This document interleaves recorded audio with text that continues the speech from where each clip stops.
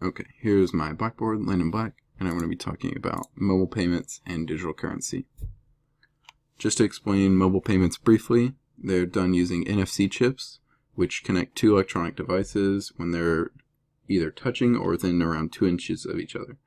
So an example of this would be maybe I'm at Walgreens and I want to pay for something, but I don't want to pull out my credit card and swipe it. I can pull out my phone and use the NFC chip in it with the NFC chip that's also in a device such as their credit card reader and touch the two together and pay for my items that way rather than swiping my card. And these communicate really fast, within seconds, just as fast as swiping a credit card, and you can pay for it quite easily that way. When talking about these NFC purchases, they've been expanding really rapidly over the past couple of years. Just to give some grounds on this, this year alone they're going to have to do $30 billion in NFC purchases, and by the year 2021, in just around 5 years, there's going to be just under $250 billion in NFC purchases. This is over an 8-fold increase in just 5 years. And that $30 billion this year is estimated to be in around 100 million people worldwide making NFC purchases. One of the reasons that these have increased so rapidly is through proprietary apps from Apple, Samsung, and Google on their phones. So Apple Pay is on the iPhones, Android Pay is on most Google phones and Android devices, and Samsung Pay on the Samsung Galaxy phones. In theory, these are all going to be identical. They're all going to use an NFC chip and connect and then use your payment information, which is stored locally on the phone. So you'll have a wallet which has your credit card information already entered on your phone, and then whenever you want to pay for something, you just pull out your phone, tap it to their receiver, and these devices would communicate, and you could pay for anything. NFC chips are combined with secure elements, which is a microcontroller that's designed to be tamper resistant, basically to result in no one being able to hack these NFC chips very, very easily, which some of the phone companies are under scrutiny right now for not being so secure.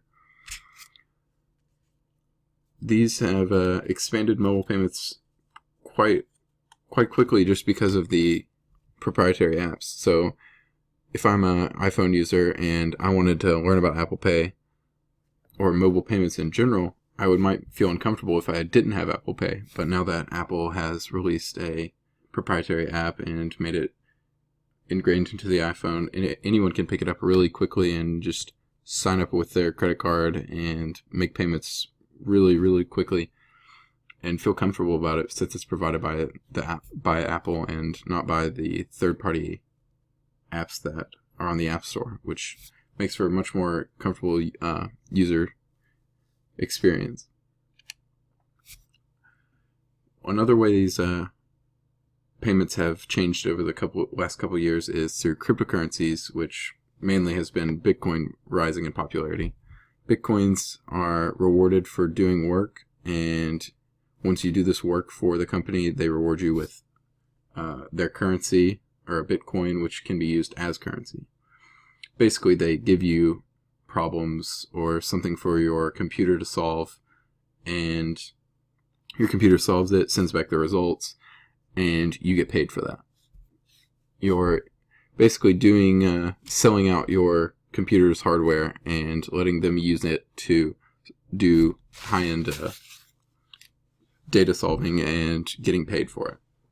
This results in some Bitcoin mining farms, which are just large server rooms that have lots of computers that are built just for mining. They basically have a high-end graphics card and a power supply and maybe a high-end processor, depending on which type of mining they're doing, just to build up as much currency as they can rather quickly. So the incentives of these Bitcoins are, the fees are lower than the typical credit card fees. Typical credit card fees are usually around 2 to 3% on transactions, and Bitcoins are much lower. They're usually pennies on the dollar and aren't really significant. And the fees that are there are paid by the purchaser, not the vendor, which to the purchaser may seem like a bad thing, but To the vendor, this is very good because they don't have to pay for these fees, and they're more apt to accept Bitcoins as payment because they're not paying anything. They're just signing it or accepting these and letting the purchaser take all of the fees, which, although they aren't much, the vendor is not paying anything. And then users are going to be more apt to pick them up as well because more merchants are going to accept them. Cross-border payments are also cheaper. International fees basically don't apply whenever you're making transactions through Bitcoins, as it's a global currency. Not you don't have to switch from maybe US dollars to euros or something like that. You just Bitcoins to Bitcoins no matter where you are. And another thing that these Bitcoins are getting popular for is their security. Bitcoin wallets are they keep like a key or a seed, which is used to keep information about the transactions and prove that they're real and solid transactions. While the security is a bit different from credit cards, one of the things it does allow is for anonymous trading, which can be abused by thieves and criminals to purchase things that are illegal and things like that on the dark web or wherever they want to pay for things. But that this also allows for legitimate transactions or anonymous transactions that way. Bitcoins and NFC are also becoming popular recently. For a period of times, Bitcoins could only be used with a Bitcoin debit card or by storing a wallet code onto like a flash drive or something like that to trade it to a user offline, and then they would just take the flash drive and eventually get to a computer, plug it in, and deposit those Bitcoins into their account via a string of characters. But now Bitcoins are being moved to mobile apps. A startup, Shake Labs, is releasing an application to allow for this, to allow for Bitcoins to be used on mobile phones through NFC readers.